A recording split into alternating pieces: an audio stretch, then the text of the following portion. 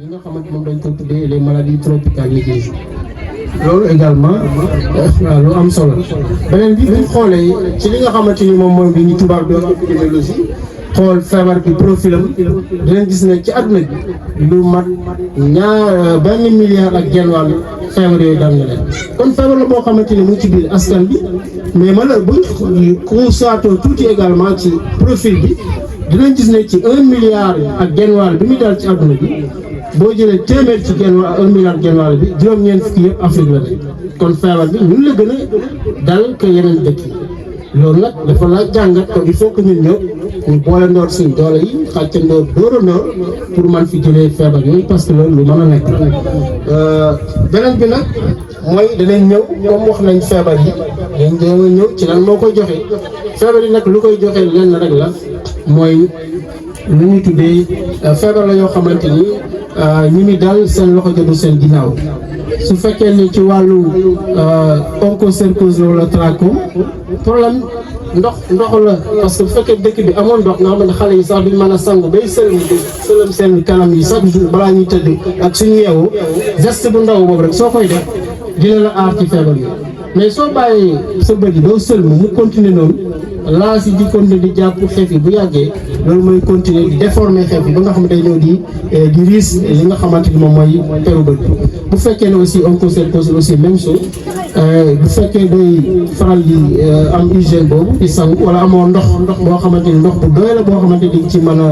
a sangu également di sëlmu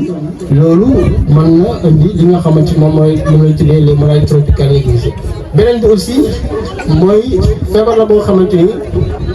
li koy gën a lawal mooy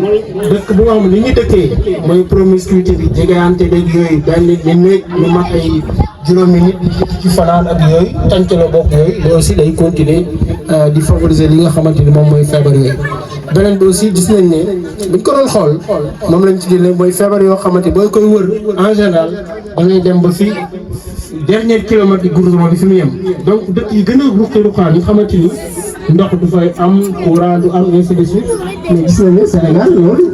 suñu état yi def na ci ay jéego ba nga xamante ni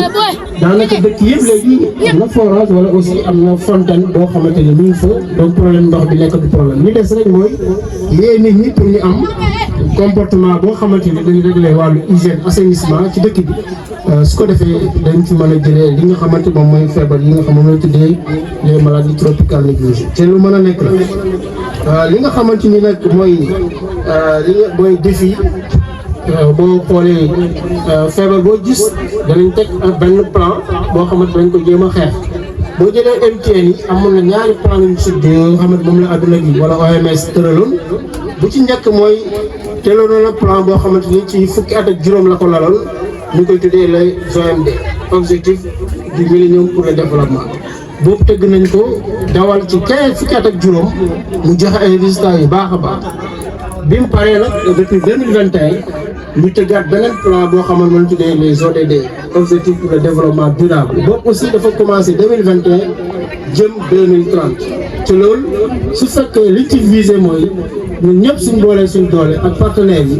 mën nañu éliminer mën nañ fi jëlee feebar yi ba mu jeex tàkk fii ci Afrique mais également ci Sénégal loolu nag li koy maye mooy ñëpp aussi jàppandoor comment dirais dóorandoor xàccandoor dóorandoor du feebaru waa kër docteur rek parce que wax nañ ne li koy joxe wàllu manqué ndox parce que loolu waa kër docteur du ko joxe loolu wàllu ministère de l'eau et de l'assainissement ñoo war a def liggéey boobu ba nga xamante ni ndox dana jàppandal ci dëkk yëpp mais également dana jàppandal ci kër yi kër yi war na am robinet bu ko defee hygiène assainissement boobu ñu mën ko régler ci dëkk yi mais également ci kër yi loolu waa ministère beneen bi aussi war nañ ci teg seen def dugal seen loxo moo tax li ñuy wax ne xeex bi multisectoriel ci leen laaj li nga xamante aussi ñoo yor wàllu infrastructure ministère des infrastructures war na fexe ba nga xamante ni dëkk yi demlante beeg dikkalante bi gën a yomb defar ay yoon ay tali ay goudron parce que ne feebar yooyu là où s'arrête le goudron fii goudron yi yem foofu lay commencé di law di gën a bëri mais su fekkee ne ministère yooyu def aussi ñoom tam lëkkaloo nañu waa santé ñuy def benn xeex boo xamante ni xeexu multisectoriel la su ko defee dem beeg dikk bi ku am feebar yooyu da nga mën a gaawantu dem jot bërëbu fajokaay te na mu gën a gaawee su ko defee ñu waa kër docteur aussi def ci liñ ci war a def. partenaires yi aussi il faut que parce que garab yi ñaan joxe ay milliards lay def loolu aussi day soxla dañuy soxla ay partenaires yoo xam ne ñu jàppale pour ñu am ci garab yooyu di ko jox suñu askan bi mu beneen aussi il faut ñu mobiliser aussi localement ay ressources parce que lépp loo xamante ni ci wàllu xeex feebar la day laaj ay moyens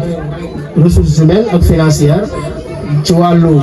waa kër docteur ñu tàggat ci ñu bëree bëri ñu mën a xeex feebar bi mais également day laaj ay koppar yu bëree bëri pour que ñu mën a wéyal li nga xamante ni moom mooy stratégie li nga xamante ni moom la ñu def loolu vraiment nekk na loo xamante ni lu am solo te nekkul xeexu boo xamante ni benn ni la wax nañ ko fi loolu moo ñu permettre ñu wax ne donc pour ñu jëlee fi daal feebar yi défi yi nga xamante ni moom la OMS jox feuille de route bi ne ci dernier plan bi mooy ODD bi objectif pour le développement durable mooy dëkk yëpp war nañu àndandoo xeexandoo pour éliminer feebar yi parce que lu mën a nekk.